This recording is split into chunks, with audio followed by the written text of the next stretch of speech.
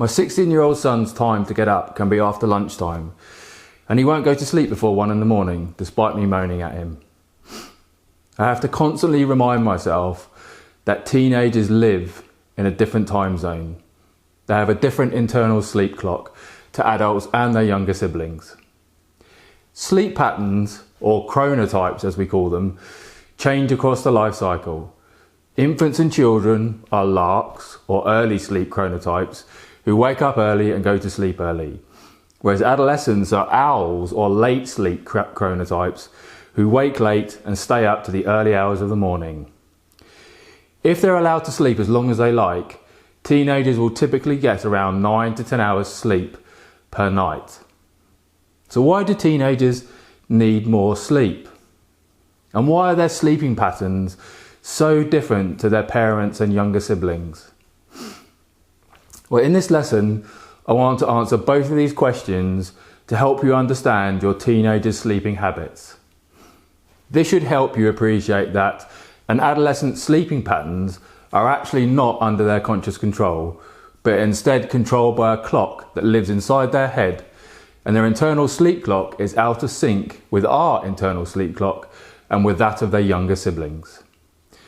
And we'll finish up with some sleep hygiene strategies to help if you or your teenager are having trouble getting to sleep or staying asleep. Okay, so why do teenagers need more sleep? Well, during early childhood, the brain is busy making brain cells. It produces all the brain cells we will ever need and makes trillions of connections between those brain cells. And these connections between brain cells are called synapses. And the sheer number of synapses give us the potential to learn pretty much anything that we will need to at any time in our life. But as we learn during early childhood, the more we perform and repeat new skills, behaviours and emotions, the stronger and more secure and ingrained these synapses become in the brain. But during the teenage years, adolescents learn new things at an incredibly fast pace, and the brain starts to refine and shape these learned brain pathways by securing and strengthening synapses that are frequently used and removing and killing off those that are rarely or never used. The brain literally cuts back or prunes synapses between neurons that are no longer being used. And when does this synaptic pruning take place? Yep, that's right, when your teenager is tucked up in bed. Bedtime for teenagers isn't simply a time for their bodies to relax and recoup after a hard day of working, studying or playing. It's the glue that allows them not only to recollect their experiences, but also to remember everything that they've learned that day. Sleep isn't a luxury for them. Their memories and learning are consolidated while they sleep. It's as vital to their health as the air they breathe or the food they eat. In fact, sleep helps teenagers eat better and actually allows them to manage their stress better as well. There are two basic types of sleep. What we call rapid eye movement, or REM sleep, which is when you dream. And you know someone is dreaming when their eyes are flicking back and forth under their eyelids while they sleep. And the other type is non-REM sleep, which becomes deeper and deeper as you progress through its 4 stages. So non-REM sleep is what we think of as the more sort of restorative form of sleep, in which the brain maintains and repairs itself. So you cycle through all stages of non-REM and REM sleep several times during a typical night, with increasingly longer and deeper periods of REM sleep which occur towards the early hours of the morning. So early childhood is dominated by REM or dream sleep, and there is a rise in deep or non-REM sleep intensity during adolescence when their developmental needs of the brain switch from growing neurons to shedding them or pruning the connections away. So deep non-REM sleep is critical for the teenage brain to mature and reach its developmental milestones. Different parts of their brain mature at different rates, and this maturation is driven by the intensity of deep non-REM sleep on those brain areas. The rising and falling patterns of deep sleep always begin here at the back of the brain, in the sensory areas that allow a teenager to interact with the world, and work their way forward, with the last stop of this maturational journey finishing in the front of the brain here in the prefrontal cortex. This actually explains why rationality is the last thing to develop in teenagers. Their frontal lobe, which controls conscious rational thought, is the place in the brain to receive sleep's maturational treatment last. So just to underpin why deep non-REM sleep is so important to the teenage brain, many of the major psychiatric disorders, including schizophrenia, bipolar disorder, major depression, and even ADHD, are now considered to be disorders of abnormal development, since they commonly emerge during childhood and adolescence. And the pruning of brain cells in the frontal lobe is disrupted and doesn't develop normally in people who develop some of these psychiatric disorders like schizophrenia. And this is caused by a 2 to 3-fold reduction in the amount of non-REM sleep that their frontal lobes are experiencing. So teenagers need more sleep because of the drastic changes to the structure of their brain while they sleep. But why do they have such different sleeping patterns to adults and their younger siblings, staying up to the middle of the night and then not rising until lunchtime the next day? Well, the short answer is that adolescent teenagers have a different circadian rhythm to their younger siblings and their parents. So this is the natural internal biological clock that regulates their sleeping and waking cycle, which repeats every 24 hours. During puberty, the timing of a tiny brain structure which controls their circadian rhythm, called the suprachiasmatic nucleus, is shifted forward in time, even past the timing of adults. So this is true of all adolescents, irrespective of culture or where they live in the world.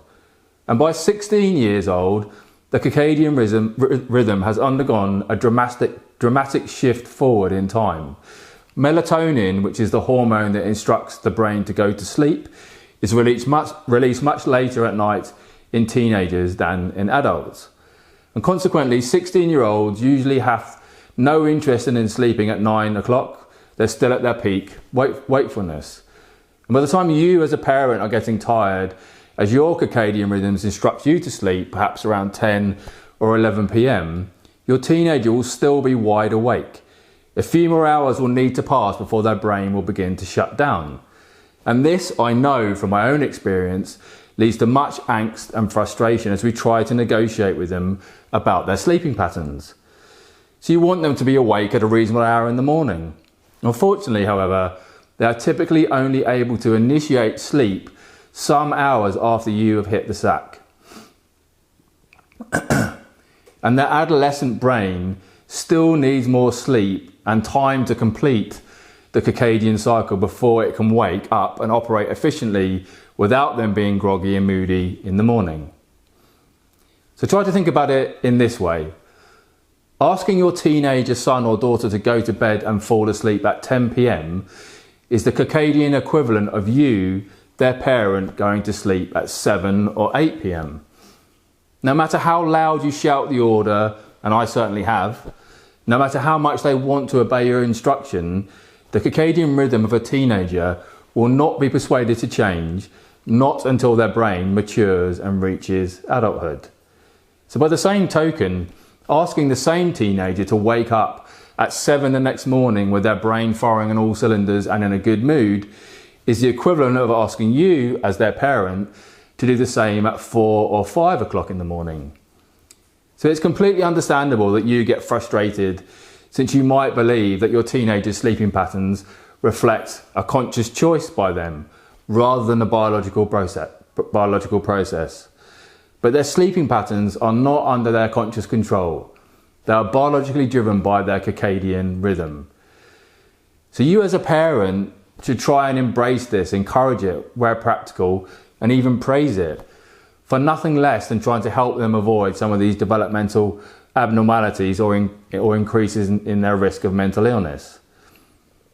Okay, so let's finish up with some strategies to help you and your teenagers sleep better. So now to the strategies that you can try out at home with your teenager. Remember, these are not intended to create more work for you at a time when you may already be feeling overwhelmed by the demands of parenting a teenager.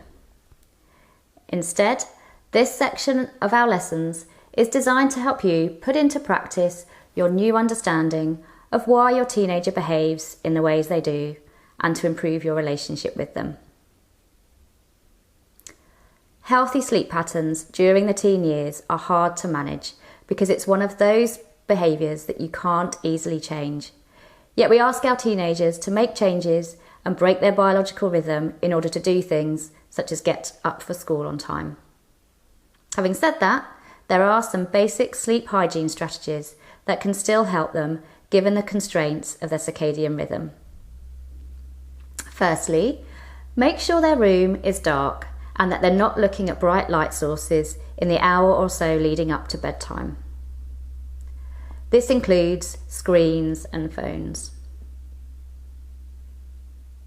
You can start by dimming lights, maybe around the home in the early evening, and having a boundary around access to devices. That means they hand them in maybe around about an hour before you want them to settle to sleep. Secondly, try and encourage them to have a bedroom that has a calming atmosphere. This may be around the lighting, maybe cosy furniture or nice smells. Think about all the senses that contribute to our experience of a space and make it a nice room to be in.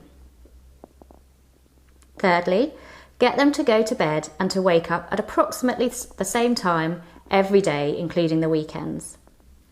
This helps signal to their body that there's a regular time for sleeping. Fourth, keep the temperature in your house cool at night, maybe even cooler than you might think it should be. It should actually be no more than 65 degrees Fahrenheit to promote good conditions, as this signals to the brain that it's time to sleep. Our body temperature needs to drop by 2 to 3 degrees Fahrenheit for sleep at night. Counterintuitively, if we encourage our teenager to have a hot bath before bed, when they get out, their body temperature will plummet, and this will encourage sleepiness in them. The fifth strategy is if they have trouble falling asleep or wake in the night feeling restless, they shouldn't stay in bed awake. This trains their brain that their bed is not a place for sleeping. So instead, what they should do is get up, maybe read a book under dim light in a different room, and then when sleepiness returns, they should go back into their bed.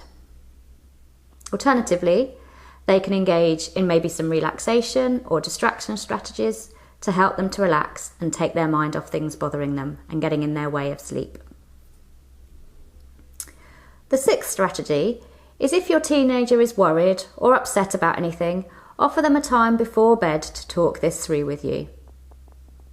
You might find just talking it through helps, or you might be able to use this time to come up with some specific strategies or ideas to help them with their worries. It's important that you then make sure you have time after this conversation to do something nice with them so they can go to bed feeling calm and feeling relaxed. This again may be some relaxation activities or maybe some nice nurture from you, such as maybe making them a warm drink or running them a hot bath.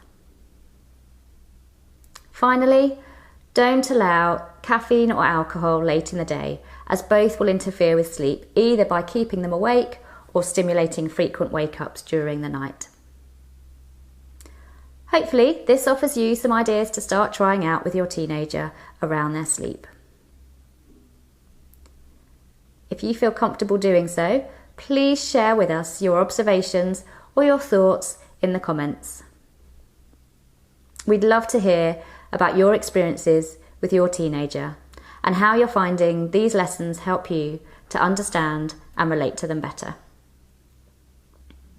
We'll look forward to seeing you again at the next lesson.